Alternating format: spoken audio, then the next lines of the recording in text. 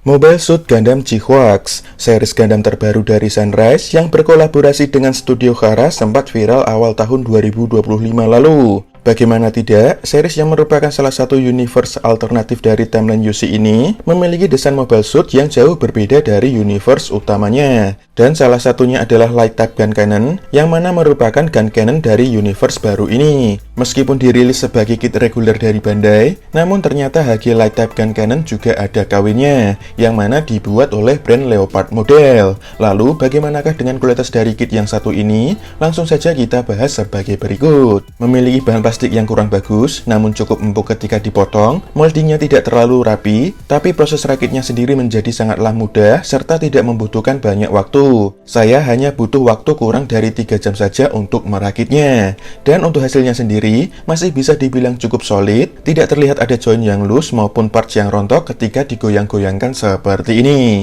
Sayangnya, bagian join lutut kaki kanannya ini sudah loose, lalu armor paha kirinya juga tidak bisa rapat, begitu juga dengan bagian betis kedua kakinya. Desain maupun siluetnya cukup simpel, terlihat unik juga, dengan kombinasi warna merah, putih, kuning, abu-abu, hitam, serta clear hijau yang sayangnya agak buram. Detailnya sendiri masih bisa dibilang cukup bagus, baik dari bagian kepala sampai ke bagian kaki, serta baik dilihat dari sisi depan maupun sisi belakangnya. Untuk aksesorisnya, selain sepasang tangan memegang senjata yang sudah terpasang ini, kita juga akan mendapatkan sepasang dengan jari terbuka semua, yang mana detailnya cukup bagus, baik punggung tangan maupun telapak tangannya, serta memiliki warna hitam saja. Cara pasangnya, tinggal lepas tangan yang terpasang, lalu ganti dengan tangan yang jarinya terbuka semua seperti ini. Lalu yang kedua, kita akan mendapatkan sebuah backpack yang sepertinya ini merupakan core fighter. Bentuknya cukup simple, detailnya lumayan bagus, dengan kombinasi warna hitam, merah, abu-abu, dan putih. Bagian beam kanannya ini bisa diputar maju mundur cukup jauh, serta bagian beam saber handle-nya bisa digerakkan secara bebas. Dan cara menggunakannya, tinggal kita pasangkan saja ke bagian punggungnya seperti berikut ini.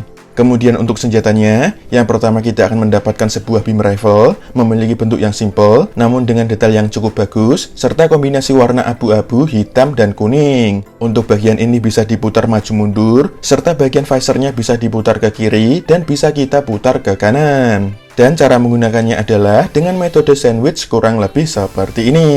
Kemudian senjata yang kedua, kita akan mendapatkan sebuah beam saber handle yang mana tersimpan di bagian backpacknya, dan beginilah cara mengambilnya. Memiliki bentuk silinder yang tidak begitu besar, ada sedikit detail, dengan warna putih saja, disertai dengan dua buah beam effect berwarna clear pink, yang cara pasangnya seperti ini. Lalu cara menggunakannya, tinggal kita colokkan saja ke genggaman tangannya. Tentu saja, kit ini disertai dengan foil stiker, yang mana isinya cukup banyak, dengan kualitas yang kurang bagus, terlebih lagi dua stiker ini memiliki bentuk yang sama. Padahal seharusnya untuk kedua lengannya yang detailnya berbeda ini.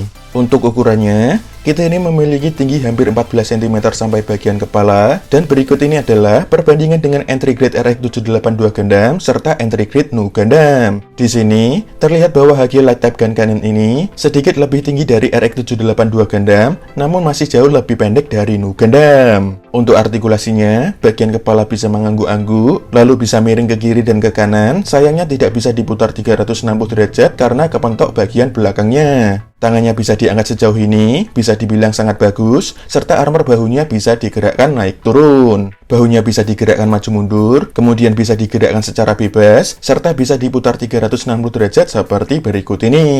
Lengan atasnya bisa diputar 360 derajat, sikunya bisa ditekuk hampir rapat, serta pergelangan tangannya bisa digerakkan secara bebas, dan bisa diputar 360 derajat juga. Bagian perutnya bisa dibungkukkan maju mundur, serta bisa juga diputar 360 derajat kurang lebih seperti ini. Kakinya bisa maju ke depan cukup jauh, lalu ke belakang hingga lurus, serta bisa ke samping hanya selebar ini saja.